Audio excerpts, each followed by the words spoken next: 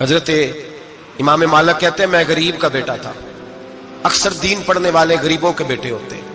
امیروں کے بچے F S C پڑھتے ہیں، بی ایس سی پڑھتے ہیں، ٹیکنالوجی پڑھتے ہیں، غریبوں کے بچے دین پڑھتے ہیں، اور پھر امیروں کو ممبریاں ملتی ہیں، غریبوں کے بچوں کو اللہ ممبر عطا فرماتا ہے، مصلی رسول اللہ دیتا ہے۔ حضرت سیدنا امام ابو مالک فرماتے ہیں میں غریب کا بیٹا تھا اور میری 6-7 بہنیں، میں اکیلا بھائی تھا۔ آپ فرماتے ہیں میرے ابا جی فوت ہو گئے، میری امی پکڑ کے مجھے ایک دھوبی کی دکان پہ لے گئی، کہنے لگی اسے کپڑے دھونے کا طریقہ بتا دے، سلیقہ سمجھا دے، یہ بھی ایک چھوٹی سی لانڈری کی دکان کھول لے گا، میری بیٹیوں کا پیٹ پالے گا۔ دھوبی کہنے لگا ٹھیک ہے، میں 2-3 درہم بھی دوں گا مہینے کے، اور جب کام سیکھ جائے گا تو تنخواہ بڑھ جائے گا۔ امام ابو مالک رحمت اللہ علیہ فرماتے ہیں میں بہنوں کے لیے روزی کمانے نکلا، میں بیوہ ماں کے سر پہ بوجھ اتارنے کے لیے نکلا، میں غربت کے عالم میں نکلا۔ رستے میں امام اعظم کا مدرسہ تھا، فرماتے میں وہاں چمکتے چہرے دیکھتا، لیکن اپنی غربت کو دیکھ کے میں آگے بڑھ جاتا، پریشان ہوتا کہ میں کیسے علم حاصل کروں گا۔ آپ فرماتے ہیں امام صاحب مجھے اکثر دیکھتے، ایک دن امام اعظم باہر نکلے، مجھے کھڑے ہوئے دیکھا تو قریب بلایا، سینے سے لگایا، ماتھا چوما، کیا نام ہے؟ میں نے کہا ابو مالک میرا نام ہے۔ کہا تمہیں پڑھنے کا شوق ہے؟ کہا بڑا شوق ہے۔ کہنے لگے چل آ جا پڑھا کر، آ جا مدرسے میں پڑھا کر۔ کہتے میں سارا دن وہاں پڑھتا، گھر سے کام کرنے آتا، سارا دن امام اعظم کے پاس پڑھتا رہتا۔ مہینہ آیا تو میری اماں کہنے لگی تنخواہ لاؤ۔ میں نے کہا امی جی تنخواہ تو وہ دے گا جو ڈیوٹی پہ جاتا ہو، میں تو پڑھنے جاتا ہوں۔ کہتے اماں گھر سے نکلی اور بڑے غصے کے ساتھ نکلی، کہنے لگی مولوی نے میرا بچہ خراب کر دیا، میرا بچہ خراب کر دیا، میں کام پہ بھیجتی تھی، اس نے کس چکر میں ڈال دیا، مسلوں سے بھی کبھی پیٹ بھرا ہے، کام بھی تو کرنے چاہیے نا۔ کہتے امام اعظم کے سامنے کھڑی ہوئی، امام صاحب بڑے امیر کبیر آدمی، اربوں خربوں پتی تھی، اور پھر اتنے بڑے عالم فقیر، سارا بغداد، سارا کوفہ، سارا مصر سلوٹ کرتا ہے۔ بی بی آئی اور تیل جملے عورتوں کا طریقہ ہوتا ہے، کہنے لگی مولوی تیری سفید داڑھی، تیرا اتنا نام، تجھے خیال ہی نہیں آیا میں بیوہ عورت ہوں، تو نے میرا بچہ خراب کر ڈالا، میری یتیم بچیاں روٹی کہاں سے کھائیں گی، مسلوں سے بھی کبھی پیٹ بھرا ہے۔ کہتی اتنے سخت جملے کہے پر قربان جاؤ امام اعظم سنتے رہے اور مسکراتے رہے۔ کہنے لگے میری غلطی ہے، میری غلطی ہے، میری غلطی ہے، بی بی بھول گیا تھا، غلطی ہو گئی۔ بی بی کہتے تیری امام صاحب سنتے رہے، جب غصہ اتر گیا تو کہنے لگے اماں تیرا غصہ اتر گیا ہے؟ اتر گیا ہے۔ کہنے لگے تیرا بیٹا بڑا نیک ہے، تیرا بیٹا بڑا لائق ہے، تو اسے پڑھنے دے۔ کہنے لگے چپ کر بے مولوی، یہ پڑھے گا تو میں روٹی کہاں سے کھاؤں گی۔ امام صاحب کہنے لگے مجھے بتائے گی تیرے گھر کا خرچہ کتنا ہے؟ اس نے ایک لفظ تو ہے 3 دینار کا، ایک روایت ایسے بھی لکھی ہے بزرگوں نے، کہنے لگی 40 درہم ہے، اور اماں کہتی میں نے جان بوجھ کے زیادہ بتائے، حالانکہ میں کناب کا خرچہ کرتی تھی، لیکن جب کھلا ڈلا کرے تو وہ والا خرچہ بتایا۔ میں نے کہا 40 درہم خرچہ ہے، تو دے گا؟ تو کہتے امام اعظم کہنے لگے اماں تجھے لینے نہیں آنا پڑے گا، پہلی سے پہلے تیرے گھر میں پہنچ جایا کریں گے، یکم سے پہلے آئیں گے۔ او بھائیو کہاں استاد ملتے ہیں، کہاں استاد ملتے ہیں، کہاں وہ لوگ ملتے ہیں جو دعائیں مانگتے، التجائے کرتے، پیار کرتے۔ گزر گیا وہ دور، اب تو سوٹ لینے کا دور ہے، مٹھائیاں لینے کا دور ہے، ہاتھ ڈلوانے کا دور آیا ہے۔ اب کون پوچھتا ہے، اب تو پوچھتے ہیں تو میرے لیے کیا لایا ہے۔ حضرت سیدنا امام اعظم ابو حنیفہ رحمت اللہ علیہ 1 دن نہیں، 2 دن نہیں، 4 دن نہیں، 5 مہینے نہیں، 20 سال تک، کہنا آسان، بولنا آسان، سننا آسان، 20 سال تک امام ابو مالک کے گھر میں خرچہ دیتے رہے، وہ پڑھتے رہے۔ اماں کہنے لگی تو میرے بیٹے کو لگا تو لیا ہے تو پڑھ کے بنے گا کیا؟ حضرت امام اعظم فرمانے لگے بادشاہوں کے تخت پر بیٹھ کر بادشاہوں کے ساتھ کھانے کھایا کرے گا، ان کے ساتھ بیٹھ کے حلوہ کھائے گا، وقت آئے گا تو دیکھے گی۔ کہتے ہیں میرے امام انتقال کر گئے، وقت بیت گیا، ہارون رشید نے مجھے بلایا بغداد میں اور کہا میں آپ کو چیف جسٹس بنانے لگا ہوں۔ کہتے ہیں میں خوشی سے سجدے کرنے لگا، میں چیف جسٹس بنا۔ میں نے اپنی اماں کو خط لکھا کہ اماں بغداد آ جا، تیرے بیٹے کو اللہ نے بڑی شان عطا کر دی ہے۔ فرماتے ہیں ہارون رشید کی بیوی بڑی اولیاء کی، علماء کی بڑی فرما بردار تھی، محبت کرنے والی تھی، اس نے حلوہ بنا کے بھیجا، کھانا بنا کے بھیجا۔ ہارون رشید تخت پہ بیٹھ کے کھانے لگا تو کہنے لگا امام صاحب آپ بھی یہیں آ جائیں میرے ساتھ۔ کہتے ایک کونے میں وہ بیٹھ گیا، ایک میں بیٹھ گیا، بیچ میں کھانا رکھ لیا۔ اتنی دیر میں میری اماں بھی پہنچ گئی، 2 لقمے کھائے تھے کہ اماں آ گئی۔ جب اماں نے مجھے تخت پہ بیٹھے دیکھا، ایک یتیم، ایک لاوارث، ایک بن باپ کا بچہ، وہ کل تک جو بہنوں کے لیے 4 دینار نہیں لا سکتا تھا، تخت پہ بیٹھ کے جب روٹی کھاتے دیکھا تو اماں تڑپ گئی، روئی، چیخیں ماری۔ میں نے کہا اماں کیا ہوا؟ کہنے لگی بیٹا مجھے تیرا استاد یاد آ گیا ہے، اس نے کئی سال پہلے کہا تھا اسے دین کا علم پڑھنے دے، اسے فقیہ بننے دے، یہ بہت آگے جائے گا۔ دیکھ آج اللہ نے تجھے کتنی شان عطا کی ہے۔ کہا بیٹا یہ کمال تیرا نہیں، یہ امام اعظم ابو حنیفہ کا کمال ہے، یہ ان کا کمال ہے جنہوں نے تمہیں یہاں تک پہنچایا۔ میرے بھائی اپنی پوری زندگی حضرت امام اعظم ابو حنیفہ نے، آج تو اساتذہ کرام، اساتذہ مجھ سے ایک ٹیچر کہنے لگے حضرت جی دل نہیں لگتا، بے سکونی سی ہے، کچھ بتلائیں۔ تو میں نے کہا کلاس میں کوئی یتیم بچہ ڈھونڈ لیں، کوئی لاوارث بچہ ڈھونڈیں، اس کی وردی اپنے ذمے لے لیں، کتابیں اپنے ذمے لے لیں، اس کا خرچہ اپنے ذمے لے لیں، روز جیب میں ٹافیاں ڈال کے جایا کرے کہ غریب کو دینی ہے، پر میں 2 مہینے یہ والا وظیفہ بھی پڑھ کے دیکھے، اللہ آپ کو سکون عطا کرے گا۔ یہ بھی کہنے لگے بڑی ٹھنڈک ہوئی ہے، بڑا سکون ملا ہے، بڑی تابعداری۔ میں نے کہا آپ لفظوں سے سکون چاہتے ہیں، وہ لوگ خدمت کر کے سکون لیتے۔ کوفے کا ایک امیر آدمی تھا، پھر غریب ہو گیا۔ غریب، غربت بڑی پریشانی ہے، بڑی پریشانی، بڑی آزمائش۔ غریب بیوقوف اس لیے ہوتا ہے کہ اس کی جیب میں پیسے نہیں ہوتے، غریب مجبور اس لیے ہوتا ہے کہ اس کے پاس ہوتا کچھ نہیں نا، تو ساری آزمائشیں کٹھی آ جاتی۔ غریب آدمی تھا، محنت مزدوری کرتا لیکن پوری نہ ہوتی۔ وہ کہتا ایک دن گلی میں ککڑی بیچنے والا آیا، تو میری ایک بیٹی تھی چھوٹی سی، باقی بچے بڑے تھے، چھوٹی ضد کرنے لگی، کہنے لگی ککڑی کھانی ہے، ککڑی۔ کہتے میں پریشان ہو گیا، دل ٹوٹ گیا، بیٹی نے سوال کیا ہے۔ فرماتے میں نے سوچا کس کے پاس جاؤں، کسی اور کے پاس مجھے سمجھ نہ آیا، میں سیدھا امام اعظم کے پاس چلا گیا۔ یہ شخص ہے جو مجھے دے گا بھی اور میرا پردہ بھی رکھے گا، مجھے دے گا بھی اور میرا، بولیے، میرا یہ پردہ بھی رکھے گا، یہ رسوا نہیں کرے گا، یہ فوٹو نہیں کھچائے گا، یہ فوٹو کھچا کے پہلے دن فیس بک پہ نہیں لگائے گا کہ میں غریبوں میں تھیلے بانٹ رہا ہوں، یہ اسی وقت اخبار والوں کو نہیں بلائے گا ایک تھیلا اور 6 اخباروں میں تصویریں، یہ اس طرح نہیں خیرات دے گا۔ حضرت امام اعظم کے پاس گیا تو فرماتے رش بہت زیادہ تھا، میں امام صاحب سے بات ہی نہ کر سکا، واپس آ گیا۔ امام صاحب نے بندہ بھیجا، فرمایا پتہ کر یہ بندہ کسی ضرورت کے لیے آیا تھا، رش کی وجہ سے بات نہیں کر پایا۔ کہتے واپس میرے پیچھے بندہ بھیجا، وہ میرے گھر تک آیا، گھر آ کے اس کو حالات کا پتہ چل گیا، واپس گیا۔ کہتے ہیں 3 تھیلیاں اشرفیوں کی بھر کے امام اعظم لائے اور خود آئے اور رات کے اندھیرے میں آئے اور مجھے تھیلیاں دے کے نا تو میرے آگے ہاتھ باندھ دیے۔ میں نے کہا حضور ہاتھ کیوں باندھتے ہیں؟ آپ فرمانے لگے یار دکھ اس بات کا ہے کہ تو میرا پڑوسی تھا اور تیری غربت کا مجھے پتہ ہی نہیں چلا، تو میرے علاقے کا تھا اور میں نے سوچا ہی نہیں، میرا اپنا تھا مجھے خیال ہی نہیں آیا۔ فرمایا معاف کر دے، میری شکایت نہ کرنا کہ یہ میری طرف توجہ نہیں کرتا تھا۔ علم بھی تھا، عمل کا نور بھی تھا، تقوی کا حسن بھی تھا، غریب کی مدد کا جذبہ بھی تھا۔ آج لوگوں پر مال کا فتنہ سوار ہوتا ہے، سب پر نہیں لیکن زیادہ لوگوں پر۔ جیسے جیسے مال آتا جاتا ہے ویسے ویسے عقل بھی آتی جاتی ہے، ویسے ویسے سیانے بھی ہوتے جاتے ہیں۔ کہتے ہیں وہ بھی کمائے وہ بھی کرے، میں تو ٹیکنیکلی بڑا ہوں، میں عقل مند ہی، میں نے بڑی نہ بہن کی فکر رہتی ہے، نہ بھانجوں کی فکر رہتی ہے، نہ رشتہ دار کی فکر رہتی ہے، نہ دائیں بائیں کچھ دیکھتے ہیں۔ لوگ جیسے جیسے پاورفل ہوتے جاتے ہٹتے جاتے، کٹتے جاتے، امیروں سے گرانے لگتے جاتے، آگے کی طرف دیکھتے جاتے۔ امام اعظم ابو حنیفہ رحمۃ اللہ علیہ نے ساری زندگی پیار کیا، محبت بانٹی، علم، فقاہت، تقوی، روشنی۔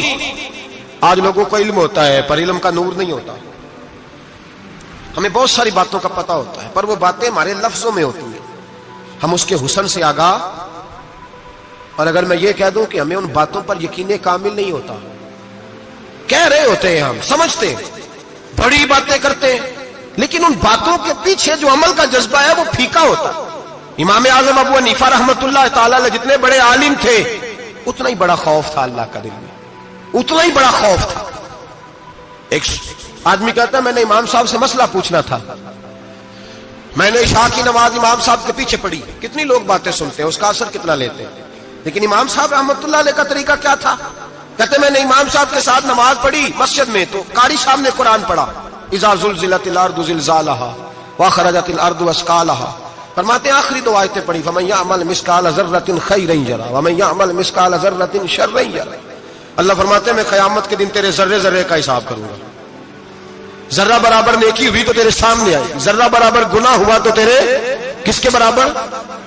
جی وہ کتنا ہوتا ہے؟ ریت کا 1 ذرہ، اس کے برابر بھی گناہ ہوا تو تیرے سامنے، یہ اللہ کہہ دیا ہے، تو ایسا انشاءاللہ ہو کے رہے گا۔ اللہ ایک دفعہ دکھائے گا، دعا فرمائے اللہ ہمیں معافی عطا فرمائے، اللہ ہم سے درگزر فرمائے، اللہ ہمیں بخشے ہوئوں میں شامل فرمائے۔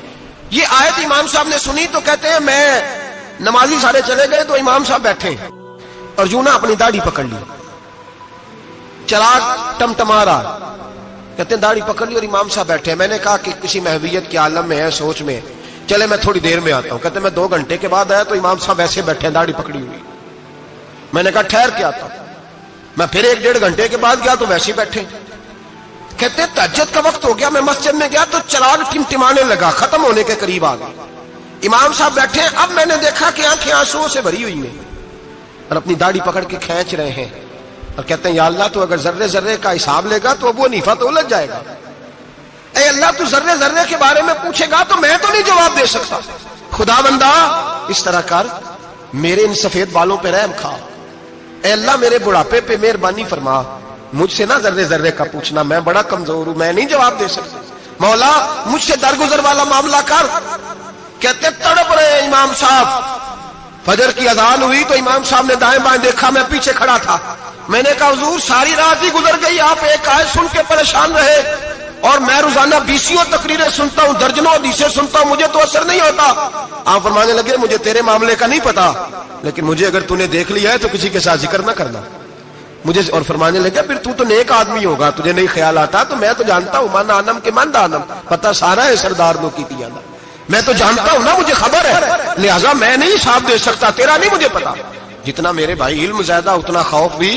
حضرت عبداللہ ابن مسعود فرماتے ہیں زیادہ باتیں کرنے والا عالم نہیں ہوتا, اللہ سے زیادہ ڈر جانے والا عالم ہوتا ہے. جو آدمی لمبی چوڑی گفتگو کرے وہ فقیہ نہیں, وہ اللہ سے ڈرنے والا نہیں, بلکہ جس کو وہ بات کرے تو تھوڑی کرے, ڈر کے کرے, خوف کے ساتھ کرے, اللہ کی خشیت جس کے دل میں ہو وہ بڑا عالم ہوتا ہے. حضرت امام اعظم ابو حنیفہ رحمت اللہ علیہ مالدار تھے اور اپنے مال میں سے حصے نکالتے تھے. امام صاحب فرمایا کرتے تھے میں نے چند 1000 درہم رکھ دیے. حضور کس لیے؟ فرمایا لوگوں کو قرضہ دینے کے لیے. نبی پاک صلی اللہ علیہ وسلم نے فرمایا قرضہ لینے والے کو منع کیا ہے, فرمایا قرضہ ایک قید ہے, بغیر مجبوری کے نہ لینا. اب لینے والے بھی احتیاط نہیں کرتے, فٹافٹ قرضے کے پیچھے بھاگتے. بڑی مجبوری ہو تو قرضہ لیں, فرمایا مقروض قیدی ہوتا ہے, قرضہ لینے سے بچو. اور دینے والے کو کیا کہا؟ فرمایا اگر سامنے والا تنگ دست ہو نا, تنگ دست, تو اسے مہلت دو. جتنی تم مہلت دو گے اللہ اتنے پیسے روز صدقہ کرنے کا ثواب عطا فرمائے گا. اگر تنگ. ایک صاحب مجھے کہنے لگے, میں نے رمضان شریف میں نا قرضے کے حوالے سے یا کچھ عرصہ پہلے کسی موقع پر قرض کے حوالے سے کوئی بات کی. ایک صاحب مجھے کہنے لگے حضرت صاحب جیسے کسی کو لینا ہوئے نا 20,000 تو انہوں ترا کے لئی دے, تو جی 20 کروڑ لینا ہوئے تو پھر نہیں ترایا جاتا. میں نے کہا کیوں؟ کہنے لگے 20,000 والا بندہ ماڑا ہوتا ہے نا, جہاں 20 کروڑ کھا گیا وڈی مگرمچھ ہوتا ہے, انہوں ترایا جا سکتا, وہ دے کے بندے ترلے ہی کر دے, چل بھائی کیویں دے سکنا ہے. وہ جو 20,000 والا نا ماڑا بندہ کہتے تو دینے نے کہ تیرا بندوبست کریے, کہتے چل صاحب جمعرات لے آؤ کسی طریقے, جمعرات ماڑا ہے نا. نبی پاک نے کیا فرمایا؟ حضور نے فرمایا تجھے پتہ چل جائے کہ تنگ دست ہے تو مہلت دے, جتنے دن تو اس سے پیسے نہیں لے گا اتنے ہی پیسے روز صدقہ کرنے کا ثواب دیا جائے. اب لوگ جو تگڑی موٹے مگرمچھ ہیں ان کو مہلت دیتے ہیں, وہ کہتے ہیں جا جتوں لب نہیں لے, پھر کہتے ہیں نہیں آپ بتائیں آپ کیسے دے سکتے. اور ماڑا بندہ انہیں 2,000 دینا ہے دکان کا, اس کو دکاندار کہتا ہے کل سائیکل لے کے تب گزرنا, میرے آگے سے اگر پیسے دینے ہیں تو میں نے سائیکل رکھ لینا ہے. ڈرنا چاہیے اللہ پاک, ہمیں پتا ہوتا ہے سامنے والا غریب ہے, تنگ دست ہے, مجبور ہے, اسے مہلت دینی. امام صاحب کہتے ہیں میں نے کچھ پیسے رکھے ہوئے تھے, پس منظر یہ تھا کہ غریب لوگ آتے ہیں تو میں ان کی مدد کروں گا. امام اعظم ابو حنیفہ نے ایک بندے سے پیسے لینے تھے اور حال یہ تھا کہ آپ دھوپ میں کھڑے تھے, ساتھ اس بندے کا مکان تھا. لوگوں نے کہا حضرت دیوار کے سائے میں ہو جائے. فرمانے لگے اس سے پیسے لینے ہیں, اگر سائے میں کھڑا ہوا تو سود میں شمار ہو جائے گا, میں اس سے فائدہ نہیں لے سکتا. ایک بندے سے قرضہ لینا تھا, وہ آپ کو دیکھ کے گلی اور دوسری گلی میں چلا گیا, راستہ بدل گیا اور چھپ گیا. امام صاحب رونے لگے, کہنے لگے اے اللہ میں اتنا برا ہو گیا ہوں کہ تیرے بندے مجھ سے چھپنے لگے. اس کو ڈھونڈ کے لائے, کیوں چھپتا ہے؟ کہ حضور آپ کے پیسے دینے ہیں. آپ نے فرمایا جا میں نے اللہ کی رضا کے لیے معاف کیے, آج کے بعد چھپنا نہ, اس لیے میں نہیں چاہتا کہ تجھے کوفت ہو, تو میری طرف دیکھ کے چھپنے لگا ہے, میری طرف دیکھ کے. غریب تو بھائی گلیوں میں گھستے پھرتے ہیں کہ کوئی بندہ مل نہ جائے. مقروض آدمی پتہ اس وقت چلتا ہے جب خودکشی کر گیا, پتہ اس وقت چلتا ہے پھر لوگ آتے ہیں اس کے بچوں کو کہتے ہیں فکر نہ کرنا ہم تیرے ساتھ ہیں, تو اس کے ساتھ ہونا تھا, ان کا سایہ بچ جاتا. اب آئے ہو امام اعظم ابو حنیفہ رحمت اللہ تعالیٰ علیہ لوگوں کو سہولت دیتے, آسانی دیتے, پیار کرتے, محبت کرتے. ہم لوگوں کا مزاج ایسا نہیں ہے, ہماری اخلاقیات کے اندر وہ حسن نہیں جو ہمارے بزرگ ہمیں دے کے گئے. اور پھر چھوٹی چھوٹی باتوں میں حقوق العباد کا خیال کرتے, چھوٹی چھوٹی باتوں. ہم تو گالی دے کے بھی کہتے ہیں نا چل کیا ہو گیا, گالی دی ہے نا. میں نے دیکھا ہے سائیکل والے کی ٹکر اگر پجارو والے کے ساتھ ہو جائے تو معافی سائیکل والے نے مانگنی ہے, کیونکہ وہ سائیکل پہ بیٹھا ہے نا, اس کی غلطی یہ ہے کہ وہ سائیکل پہ بیٹھا ہے. معافی سائیکل والے نے مانگنی ہے, پجارو والا نہیں مانگے گا. ہو سکتا ہے سائیکل والا اٹھ کے کہے جناب مجھ سے غلطی ہو گئی, مجھے پتہ ہی نہیں تھا کہ آپ تھے, ورنہ میں آپ کے آگے نہ آتا. سائیکل والا مجبور ہے کیونکہ اس کے پاس پجارو نہیں, اور پجارو والا تو شیشہ نہیں نیچے کرتا, کہتا دھوپ آئے گی, گاڑی بڑی مشکل سے ٹھنڈی کی ہے.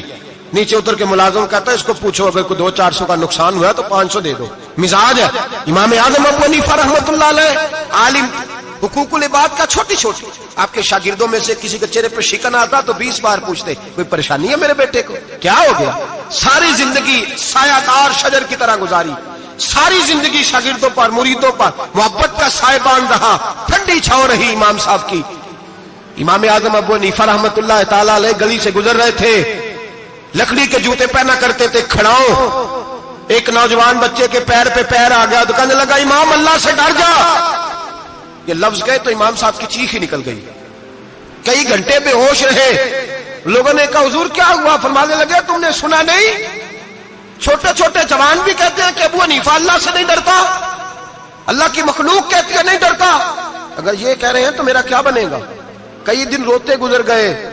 لوگ اس بچے کو لائے, آگے کہنے لگا حضور آپ تو پریشان ہو گئے, میں نے تو محاورتاً کہا تھا, محاورتاً کہا تھا کہ آپ اللہ سے نہیں ڈرتے. فرمانے لگے بیٹے مجھے محاوروں کا نہیں پتا, جب رب کے خوف کا نام آتا ہے تو جملے سیدھے میرے دل سے جا کے ٹکراتے, سیدھے دل سے جا کے ٹکراتے. گلی سے گزر رہے, لکڑی کے جوتے پہنے, کھڑاؤں, بارش ہے, کیچڑ ہے. دیوار کے قریب سے گزرے تو تھوڑا سا کیچڑ اڑ کے نا تو دیوار پہ پڑ گیا. یہاں ٹرالی والا ساری دیوار توڑ جاتا ہے اور کہتا ہے چلو میں نے کون سا جان بوجھ کے کیا ہے. یہاں لوگوں کا گھر توڑ جاتے ہیں, کہتے ہیں چلو بتاؤ کتنا خرچہ آیا تھا. فوری طور پہ لوگ ماننے کو تیار ہی نہیں. امام صاحب کے پیروں سے, یہ باریکی سمجھے, یہ حقوق العباد کا مسئلہ ہے. جو جاننے والے ہوتے تھے ان کا یہ طرز زندگی تھا. کیچڑ اڑا پیروں سے اور ایک آدمی کی دیوار پہ پڑ گیا.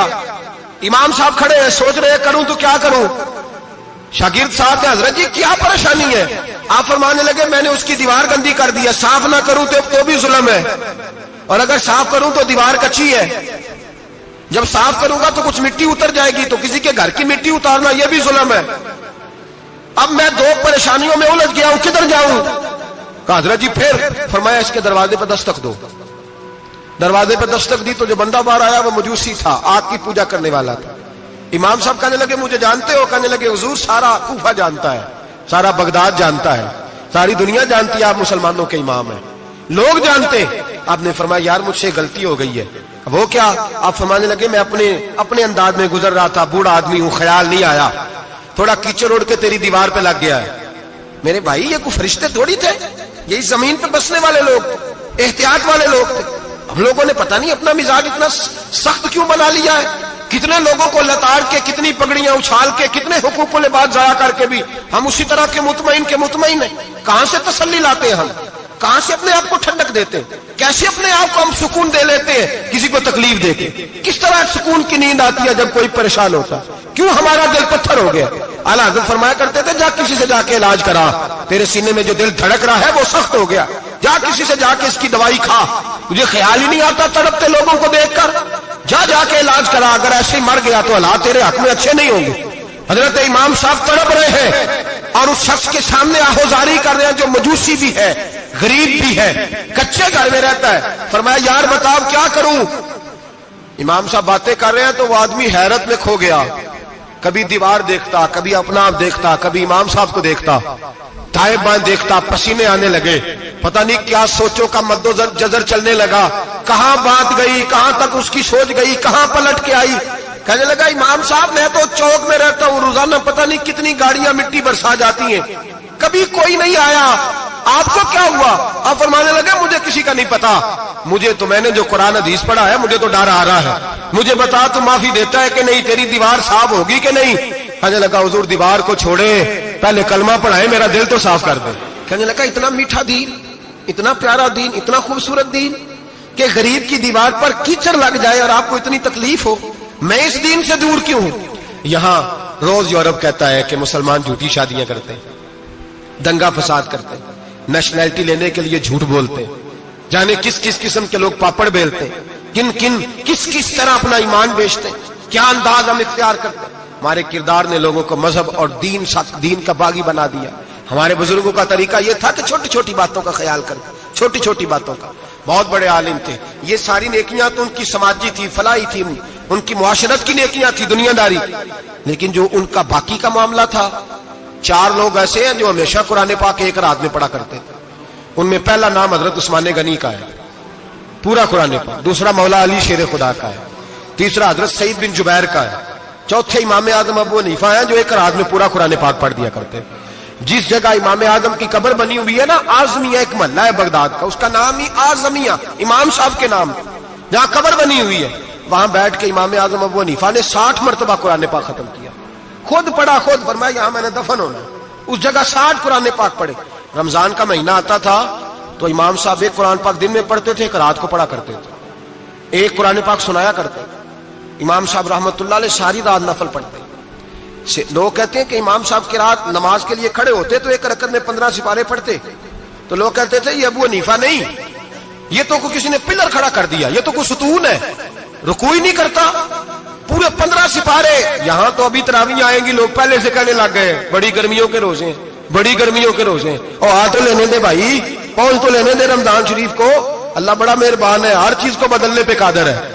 पहले से लोग तैयारी कर रहे हैं, मस्जिदें ढूंढेंगे जहाँ एसी अच्छा हो, कुरान जल्दी पढ़ा जाए, ढूंढ ढूंढ के। इमाम साहब रहमतुल्लाह ताला अलैह, और मैं अक्सर कहा करता हूं, मैं कहता हूं तू तरावी में खड़ा नहीं होता, पासपोर्ट के दफ्तर खड़ा हो जाता है 2 घंटे, शनाख्ती कार्ड के दफ्तर तू 3 घंटे खड़ा हो लेता है। ये तेरा जुल्म है अपनी जात के साथ कि तुझे कुरान के लिए खड़ा नहीं हुआ जाता, दुनियादारी के लिए खड़ा। वो प्रोजेक्टर कराने जाए तो चाहे तुझे 4 घंटे लाइन में खड़ा होना पड़े, वहां तू खड़ा हो लेता है। अल्लाह से डर, अपनी थोड़ी सी दुनियादारी के लिए सारा कुछ कर लेता है।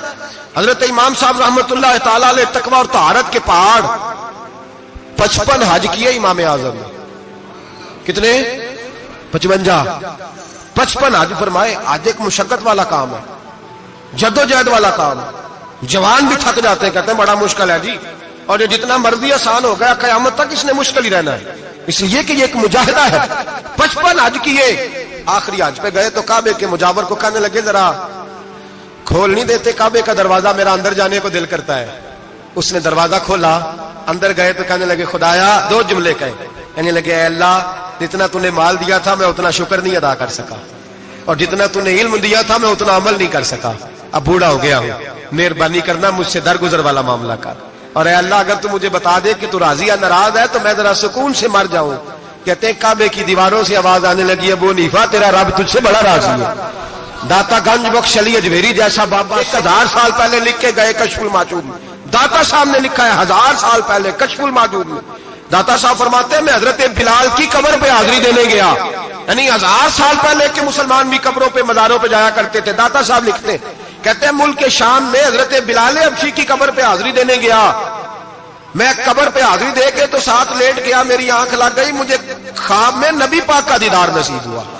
गोया हाजिरी हजरत बिलाल की, और बरकत यह कि वहां मुझे मुस्तफा का दीदार नसीब हो रहा है। फरमाते हैं नबी पाक मेरी ख्वाब में आए, हुजूर ने एक बूढ़े बाबे के गले में हाथ डाला हुआ है और अपने साथ साथ चला रहे हैं।